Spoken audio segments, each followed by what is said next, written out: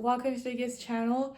Welcome, and if you're new here, my name is Lexi and I make content about budgeting, planning and goal setting and anything to do with any of that. So if you're interested in that, please keep watching and subscribe, and let's get into today's video.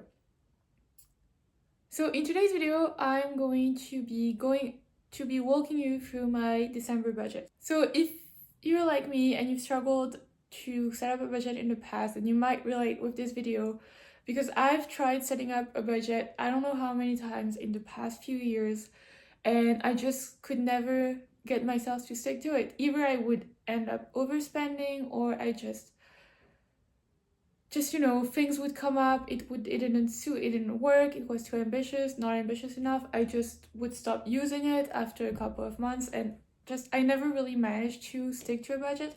But for the past few months, I've really tried to find a budget that works for me and to just stick to it. And so I've kind of fiddled with it for the past couple of months, and I believe that now I have something that makes sense for my expenses, although it's still a work in progress. It's only been a few months, so I probably will adjust it as the months go by, but I've really managed to kind of rein in my spending so that it matches what I've planned in my budget. And I've also introduced sinking funds into my budget, which is something I never used to before, and I think that's something that really works for me. So if you're interested in finding out how I set up all of that, then please keep on watching.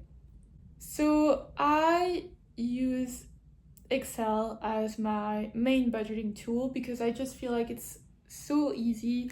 You can just automate everything, you just have to input the numbers, and so I think that's just much easier for me. So as you can see, like I've said, I've been building this budget for the past couple of months now, so I've already filled out the expected part of my budget. And so as you can see, my expected leftover is 0, because the way I budget, I just try to allocate all of my income to different categories, and then whatever if there is any leftover, then I'll see how I use it, but I just try to allocate everything. And so the way it works, I have a debit card, so basically all my expenses are paid for in real time. And so the way I budget, which I like because I feel like it gives me a sense of being a little bit more prepared, is I use the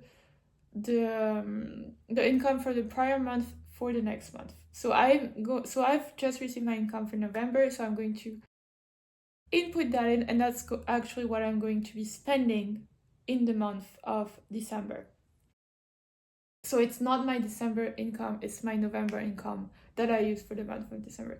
So I've already received it, and it's actually a little bit higher than I budgeted for. My income can vary from month to month because it depends on stuff like leave, holidays. Also, I'm in France, and in France you have an income tax, and so for that income tax you can either save up for it and then pay it all at once, or it can already be deduced monthly from your salary. So in my case it is, and so sometimes it can fluctuate a little bit. So I never really have quite the exact same income from month to month, but like 3,225 is a general idea. So first for me is investments and saving. So these will actually be topics for future videos, because as of right now I have a lot of money sitting in a savings account that is not actually invested, but that is earmarked for investment purposes.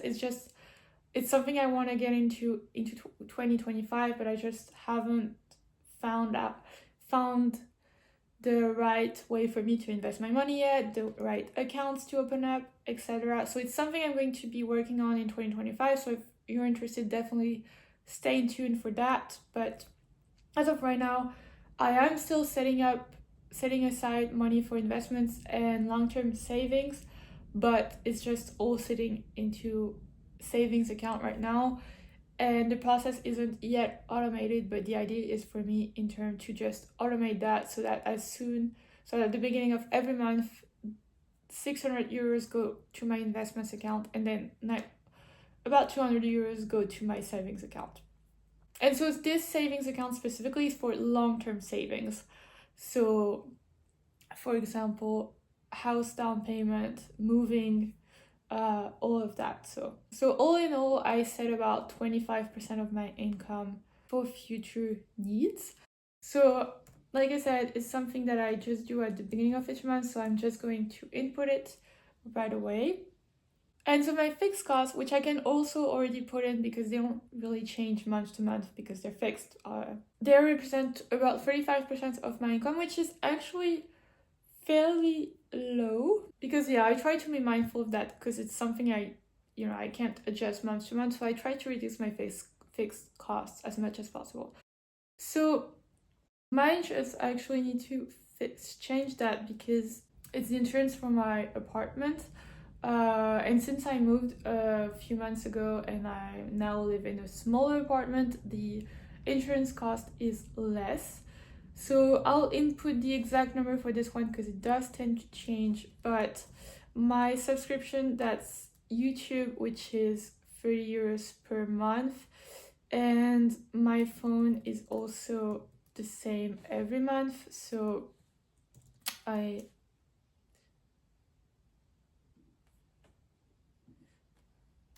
can already input it in.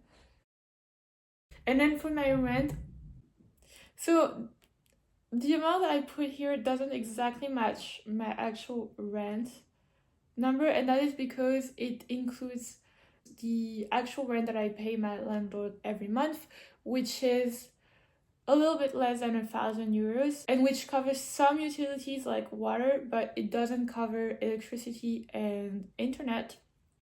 So here I pay a monthly subscription, electricity subscription, that's how it works in France. And then I also pay a monthly subscription for Wi-Fi, which I've included here, but depending on your electricity use, then you may have to pay a little bit more.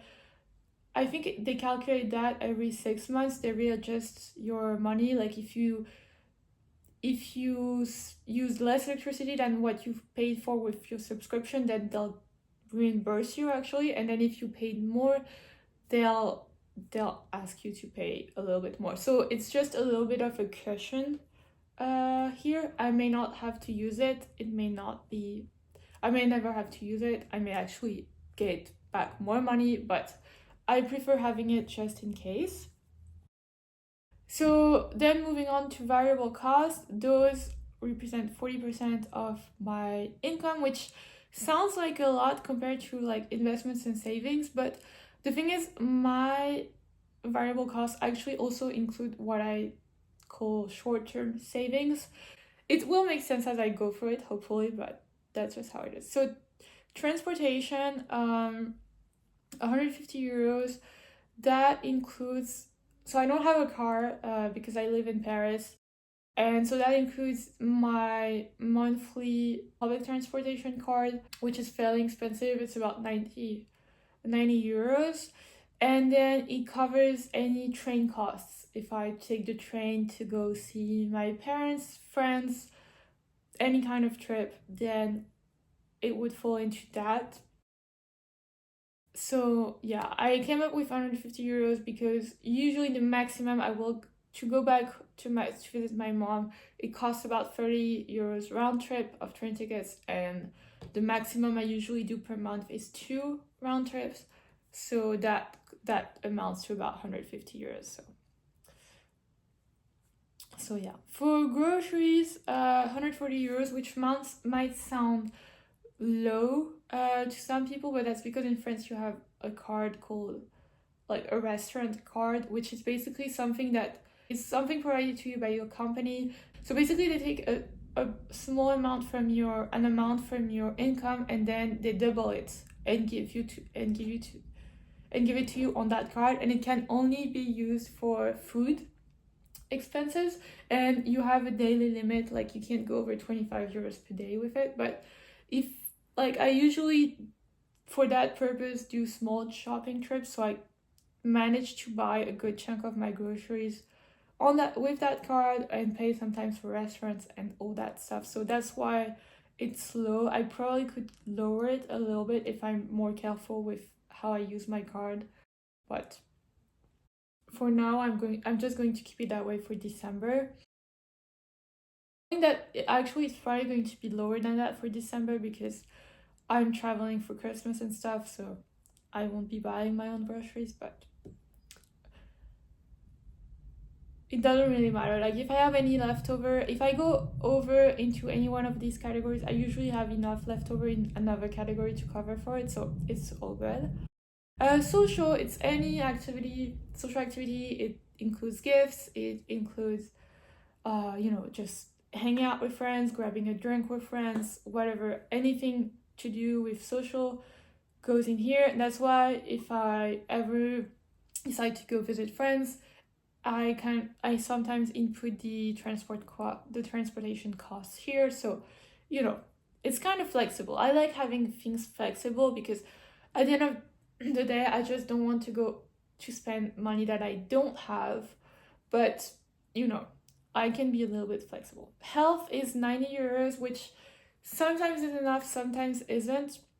Uh, in France, we have Sécurité Sociale, which reimburses you some part of it, and then you also have what's called a mutual with your company that also takes care of some of the health expenses. So it depends. Usually I pay more than this per month, but I get some money back. So 90 euros is about what should be the case, especially in December, since I probably will be way below that in December because since it's the holidays, I'm not really going to have too many appointments, so we'll just see. And then so these part, which is in gray, are all sinking funds. So what I mean is I don't necessarily, so for example, travel fund. If I do any traveling, then I will put my expenses here. But basically, any money that I don't spend all goes into a sinking fund that is solely dedicated to traveling. Because obviously, if you're going to have a trip plan, then you might have a lot of expenses at once, but no expenses throughout the rest of the year. So this for me is what I consider short-term savings. So any leftover just goes into a sinking fund for that item. Same thing with tech fund. I've just bought a new cell phone a few months ago. I had to buy a new laptop very recently because my old one broke. So I don't expect to have tech expenses for the next 2-3 years at least. So I'm just saving up for when I do have to renew all of my equipment. Clothes and fitness, if I need to buy anything, it goes in here. If I don't, then I can save up to it. It's a sinking fund that at some point, I'm not letting it grow past 300 euros. If it grows any more than that, then I'll just put the money in long-term savings or something. Self-care fund, that's kind of like all things hair care, skincare. That might sound like a lot, but it's something that feels important to me. So I feel like I'm trying out 60 euros. It may be a bit too much. Same thing, it's not something I'm going to let grow past 300 euros ever. So anything past that will be reallocated to savings. So that's good. GFS is guilt-free spending. So basically anything I want, I can buy with that. Because clothes and fitness is basically clothes that I need. But if there's anything I want, if I want to go shopping, particularly 1 month, if I want to buy home decor, if I want to buy, anything really that isn't included, if I want to, it just goes in here. Parsons fund, so basically it's my exams fund. So I'm going to come out with my goals for 2025 videos, and if you watch that and you find out that that I am going back to school as well as working full-time, and so I do have exams coming up twice a year. And while I'm studying for my degree remotely, I do have to go to another city to take my exams in person. It happens twice a year, and I think for the my first exams are coming up this December, so it's the first time I've done that, and I think it's going to amount to around 300 euros in expenses. So twice that, that's about 50 euros per, that's 600 euros, that's 60 euros per month. So, I'm just building a sinking fund for that, but I am hoping to maybe be able to reduce costs the next time around. This was just the first time, so we'll just see how it goes. And then a YouTube fund, because anything YouTube related, I had to, buy a tripod, for example, or I bought my planner, which is something that I like to do, but I use it for this content, so I put that in this category. Editing software, any type of software, it goes into this. It's probably a little bit big and it might come down, but I prefer, planning, being prepared, and then just reducing and then spending less and ending up spending less than being underprepared and ending up overspending. So that's my philosophy. And then margin is just in case, because you never know. Like, I've often had to use it because just some banking fees, something happened that I wasn't expecting, and I was very glad to have that category. So that's why I have margin. And yeah, and so my expected leftover is 4 euros with that, because that I readjusted my insurance.